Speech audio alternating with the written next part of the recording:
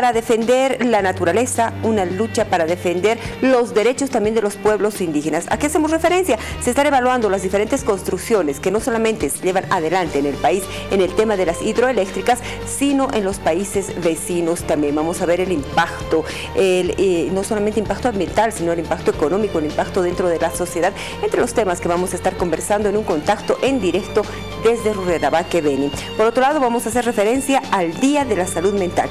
10 de octubre. Usted ha debido escuchar mucho del TDAH, por ejemplo. Es un trastorno de hiperactividad. Es un trastorno de atención dispersa. Vamos a conocer por qué se presentan estos casos, cómo podemos detectarlos, cómo tratarlos, pero sobre todo, cómo prevenirlos. Por otro lado, estaremos conociendo a candidatos y estarán con nosotros, parte del tercer sistema. Hablamos del candidato o la candidata en realidad para la circunscripción 9 en nuestra ciudad, y también tendremos obviamente música y cultura. Nos acompaña, por favor. Vamos a comenzar. Habitualmente le presentamos noticias y hablamos de lo que se publicaba en esta jornada. El primer portal que usted ve en pantalla ha generado también mucha atención, no solamente en nuestra sociedad, sino en el resto del mundo. Página 7 dice: luto en el Día de la Mujer, 94 feminicidios y la mayoría son agresores reincidentes. Sin ellas no hay nada que celebrar. Día total de los crímenes en el año, van 92% de los asesinatos que golpearon antes a las víctimas y tenían antecedentes de violencias, según registro elaborado por Página 7. De los 94 feminicidios que enlutan este año, este 92% de agresores eran reincidentes y sobre todo no tuvieron ningún tipo de denuncia. ¿Qué es lo que dice Página 7 para cerrar su nota? Dice que los activistas consideran que la falta de sanción dura, la burocracia en el proceso de denuncia, el desistimiento y la falta de protección estatal a las afectadas son los factores que una mujer vulnerable hace que una mujer vulnerable sea víctima de feminicidio.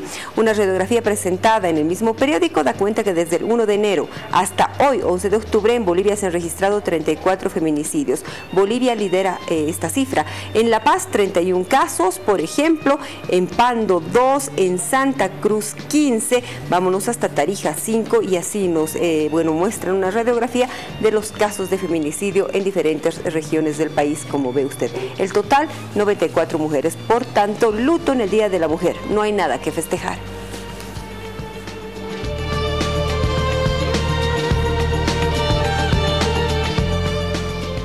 Hablamos con el director de también la Fuerza de Lucha Especial contra la Violencia. Hace referencia a estos 94 casos. 83 feminicidios, 83 registrados y atendidos por la FELCB. Tenemos 108 en grado de tentativa. Detrás de un feminicidio siempre hay un historial, una secuencia, un precedente de maltrato hacia la mujer. Entonces, muchas veces no son denunciados estos hechos, más allá de que hayan sido denunciados. A veces simplemente se registran como violencia física o violencia intrafamiliar, pero el resultado es que van subiendo en las agresiones. Bueno, el problema aquí es que las mujeres no denuncian por temor a destruir su hogar, a algunas otras situaciones de esa naturaleza. Y nosotros recomendamos que a la primera señal o atisbo de violencia, ya deben poner en conocimiento de las autoridades. Comenzamos con nuestro programa. La primera entrevista llega desde Rurrenabaque. Estamos en contacto directo con quienes forman parte de este encuentro regional de afectadas y afectados por las represas en la Amazonía. Tengo el gusto de saludar a Lourdes Miranda, quien es representante de la Coordinadora Nacional de Territorios Indígenas, Originarios, Campesinos y Áreas Protegidas. Pero también nos acompaña Jennifer Chavarro, quien es de la Asociación de Afectados por el Proyecto Hidroeléctrico El Quimbo de Colombia. Bienvenidas ambas, gracias por estar con nosotros. Buenas noches, por favor. Hay mucho que hablar. Podemos comentarle a la gente la primera jornada de trabajo en este encuentro. Señora Lourdes, ¿cómo está? Buenas noches, muchas gracias, muchísimas gracias por la cobertura que nos permite llegar a la población y poder hablar sobre estos temas tan importantes. Lo mismo, por favor, Jennifer, gracias por estar con nosotros. El caso de Colombia es un ejemplo de cómo debemos nosotros evaluar el impacto, no solamente ambiental, sino social y económico, que tienen este tipo de proyectos. Si bien se entiende que se buscan energías alternativas, por ejemplo, la deforestación, el endeudamiento y sobre todo la violación a los derechos indígenas, no serían el camino, se dice, de lo que están pasando estos tres países. Bienvenida. Bueno, un saludo muy especial a todas las personas que nos escuchan. Muchas gracias por la transmisión. Este encuentro es muy importante para todos nosotros porque nos permite compartir experiencias, pero también para la gente que tiene acceso a las conclusiones, porque vamos a poder entender qué es lo que está pasando no solamente en la Amazonía colombiana, sino en el continente latinoamericano con la política de construcción de represas que está afectando y generando ecocidios en estos territorios. Si hablamos de la Amazonía, hacemos referencia a este pulmón del mundo, a este pulmón verde que compartimos muchos países. Colombia, Brasil y Bolivia se han reunido en este segundo encuentro para poder continuar trabajando en defensa de los derechos de la naturaleza. Por favor, Lourdes Miranda, ¿cómo usted evalúa esta jornada de trabajo respecto a los derechos de los pueblos originarios campesinos, pero sobre todo este derecho de proteger las áreas protegidas, de la redundancia?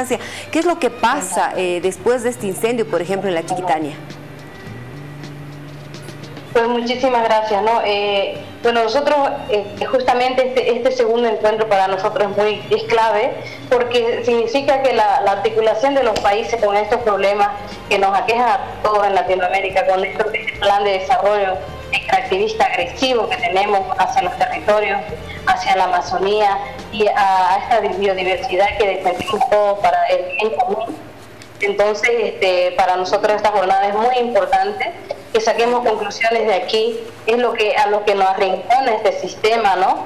De buscar conclusiones entre todos, unirnos, articularnos para hacer una lucha conjunta. Esto es preocupante, estimada. Usted sabe lo que ha pasado con nuestras 5 millones de hectáreas quemadas ahora. La Amazonía, estamos en peligro, toda la humanidad, en el sentido de que el medio ambiente no es solamente para los territorios indígenas. Así que a partir de esa visión estamos ahora defendiendo y haciendo la lucha conjunta de que no es un tema solamente para los territorios indígenas, sino también para todo aquel que respira y que debe tomar agua dulce y no contaminada. Es un tema entonces ya que involucra a toda la sociedad. Jennifer, se han evaluado diferentes aspectos de impacto que tendrían este tipo de obras impulsadas por ciertos gobiernos, haciendo una referencia y comparando cómo se puede detallar el impacto ambiental, cómo ustedes han analizado el impacto que tiene en los países en reunión las represas en temas, por ejemplo, económicos, sociales y sobre todo ambientales. ¿Qué es lo que pasa con represas y sin represas?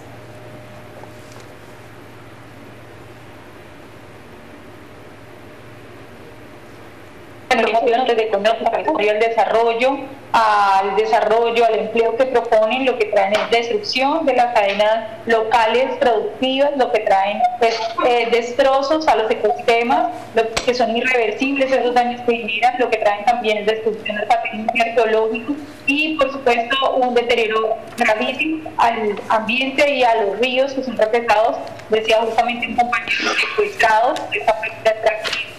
Entonces, contrario, digámoslo así, a todas las ideas que se proponen de progreso y desarrollo, lo que vemos es destrucción y pobreza.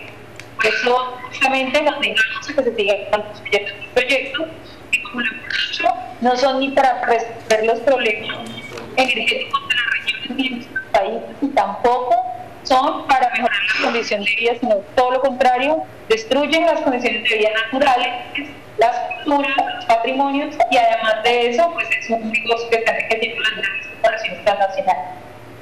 Queremos conocer la opinión que tienen ambas, por favor, respecto a los ataques que estarían ustedes sufriendo a sus derechos humanos como pueblos indígenas.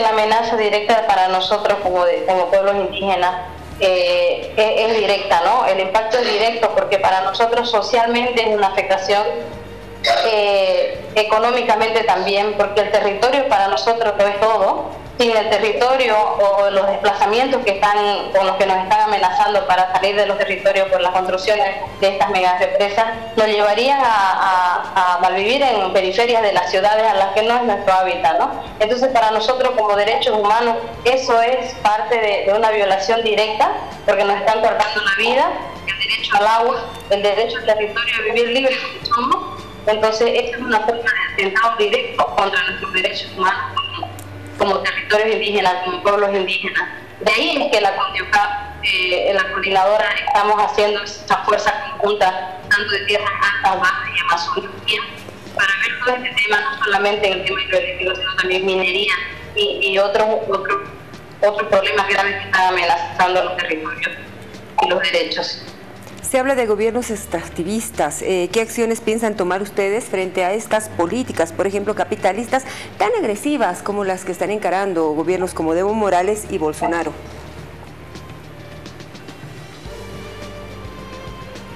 Sí, justamente pues estamos de acuerdo en que los derechos humanos que violentan las represas y quienes las construyen es tal vez los derechos fundamentales de cualquier población. Estamos hablando de que están privatizando el recurso hídrico, porque al hacer una represa se destina exclusivamente el agua en función de la generación de energía. Estamos diciendo que estamos desplazando y nos han desplazado las comunidades de sus legítimos territorios. Estamos generando una afectación grave al derecho fundamental a la seguridad y la soberanía alimentaria, a la vida digna, al trabajo y a la vocación y cultura de las comunidades, pero principalmente al derecho que tenemos como pueblos de autodeterminarnos y decidir qué es lo que queremos dentro de nuestro territorio. Porque justamente uno de los primeros derechos que se violenta al llegar un proyecto de estos a los territorios es que las comunidades no se les informa, no se les pregunta, sino que se les impone mediante la fuerza y mediante las decisiones legales o administrativas del gobierno de turno en este momento, que es algo que estamos viendo aquí. En el caso particular que estamos visitando de Curranabeque, que estamos escuchando un poco lo que está pasando con las represas que se quieren construir aquí, es toda esa negación que ha habido del acceso a la información, que también es un derecho fundamental. Necesitamos información para tomar decisiones de vida. Y aquí se está poniendo en juego la vida de los habitantes de esta zona que se deberían afectar las represas. Entonces, los derechos son múltiples. Sumado a eso, a la persecución, el hostigamiento y en el caso de mi país, como Colombia, los asesinatos que se han generado a las comunidades y también a los líderes socioambientales que estamos defendiendo el territorio.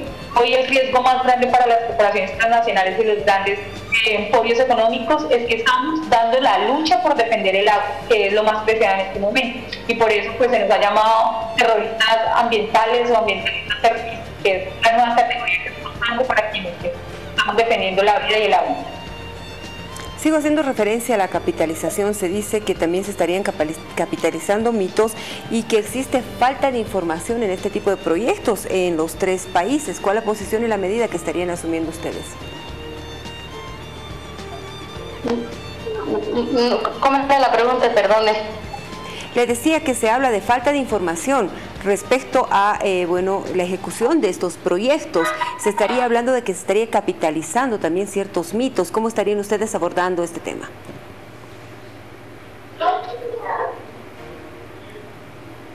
El derecho a la información que todos los ciudadanos tenemos, pues es un derecho humano también, para ver de esta manera cómo podemos nosotros decidir o consentir, ¿no? Entonces, en el caso de Bolivia, como usted ha podido ver, también se ha ido desmarcando todo el tema de los pasos de normativas ambientales, porque dentro de ellos está justamente el tema de la consulta previa, libre, informada, de buena fe, para su consentimiento, ¿no?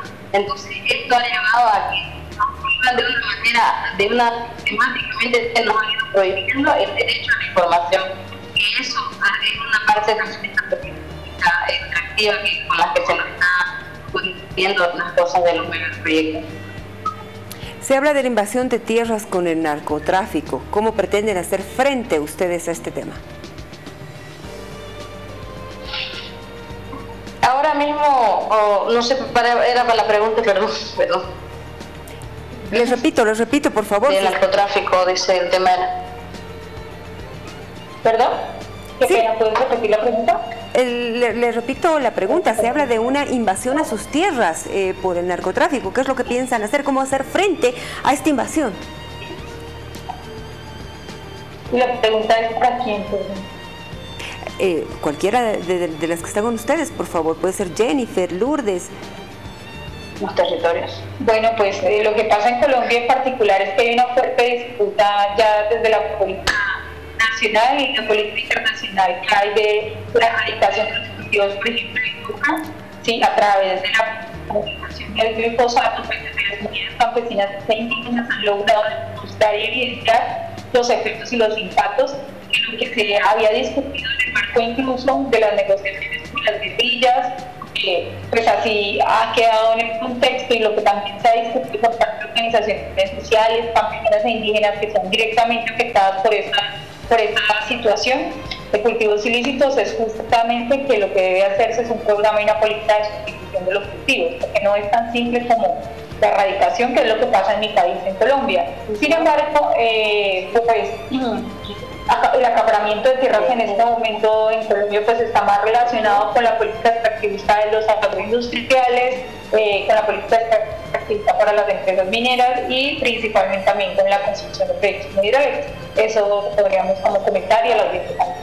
No sé, mis compañeras quieren. Bueno, en el caso de Bolivia pues está muy complicado, ¿no? Porque sabemos muy bien que este tema del narcotráfico y en los territorios hoy más que nunca por la coyuntura que estamos atravesando está más peligroso incluso para nosotros como defensores territoriales indígenas, ¿no? En la zona. Sin embargo, se espera, hay una esperanza de que a futuro se cambien estas políticas, ¿no? Y se puede hacer algo al respecto en cuanto a la ya no siembra de coca, ¿no? Que justamente eso es lo que ahorita en los territorios de la Chiquitania y de toda la parte que se ha incendiado, justamente el propósito es este, pero hay una esperanza de que a futuro estas políticas se cambien y veremos qué pasa, ¿no? En el tema de la coyuntura política que está viviendo en estos momentos. Es un poco triste, pero tenemos esperanza y nosotros como territorios indígenas vamos a seguir persistiendo. Quisiera, estimada, está aquí la compañera de Brasil, que justamente es donde las represas que han afectado, que nos pueden compartir un poco de esto que ellos han vivido y están viviendo la afectación de los territorios indígenas. La compañera Eva de Brasil, le pasaría, por favor. Sí, le damos la bienvenida también a Eva Canoe, quien es coordinadora del Comité de Organizaciones Indígenas Amazónicas del Brasil. Ha sido una de las indígenas que ha estado presente en esta lucha en el Tibnis, en Chaparina. ¿Recuerdan esa imagen de una indígena arrastrada por los suelos? Pues es Eva quien nos acompaña en esta noche. Quiero saludarla, quiero agradecer por la disposición a esta entrevista. Eva, la deforestación, el devastamiento de los suelos es una actividad que ahora está presente y esa ha sido la lucha que ustedes han emprendido para proteger el territorio Isidoro Securo, el parque del Tibnis. ¿Cómo podrían ustedes hacer frente a estas actividades muy relacionadas, por ejemplo, a la producción de soya y al ganado, que estarían también siendo la punta de lanza de lo que está pasando, además, en nuestro país? Boa noite a todos os telespectadores. Eu sou Eva Canoe da COIAB, Coordenação das Organizações da Amazônia Brasileira. E da mesma forma, os povos indígenas do Brasil enfrentam os mesmos desafios. Embora temos realidades diferentes, mas a luta dos povos indígenas no Brasil é a mesma. Nós lutamos para defender nosso território e nesses 500 anos de retrocesso que os povos indígenas enfrentam, nós lutamos para preservar o nosso território, a nossa natureza. Infelizmente, nós passamos por diversas dificuldades, por perseguições, violação de direitos, e como povos indígenas nós fazemos frente à resistência, nós estamos resistindo para que nosso território se mantenha vivo, para que a natureza seja preservada. Embora no Brasil nós temos um poder muito grande de capitalismo, apesar disso, nós povos indígenas estamos à frente como COIAB, como APIB, e vivemos fazendo incidência no Brasil e fora do Brasil para que nossos direitos sejam respeitados, principalmente da Convenção 69. Isso é fundamental para a resistência e a existência de todos os povos, assim como também da humanidade y de toda la sociedad no indígena. Eva, un proyecto que pretende, por ejemplo, atravesar el TIMNIS es un proyecto encabezado por el gobierno con el rótulo de integración, de desarrollo, de poder construir este tren bioceánico que permita además no solo una inyección económica al país, sino el desarrollo de los pueblos indígenas, de los pueblos que están en la Amazonía. Esa sería una factura que compensaría la violación a los derechos indígenas, a los derechos humanos y a los derechos de la madre tierra. ¿Qué considera usted?